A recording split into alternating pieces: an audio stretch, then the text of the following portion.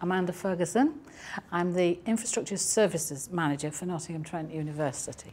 We had a very old system, very complicated to manage, a person and a half to actually just keep it going, really. And my DBAs are quite costly people in the greater scheme of things, so it was becoming monolithic and very, very hard to manage. So we made a big decision to try and change it.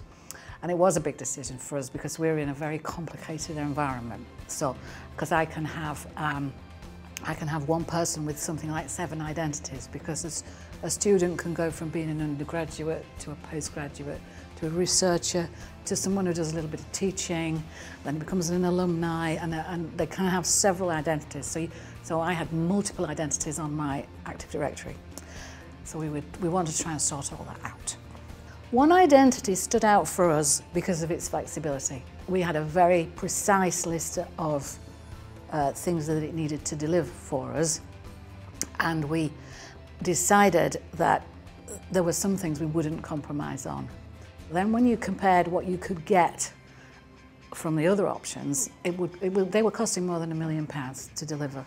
And that was because you were paying for the people to do the customisations. Whereas the One Identity box gives you things that are completely out of the box. It makes you safer. So you don't have 400 people who shouldn't have access to certain things still having it if they change jobs, and all of that kind of thing. Identity and access management is essential for a modern organisation. It's absolutely essential, and if you're trying to do it in the old way, the way you've always done it, you are going to get left behind.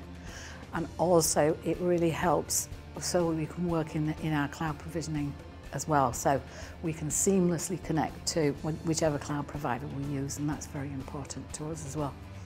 I see One Identity being the pivot for us to connect into the cloud, to start using it better, to think about Docker and containerization and all of that kind of thing. It will ease the way for us in the future.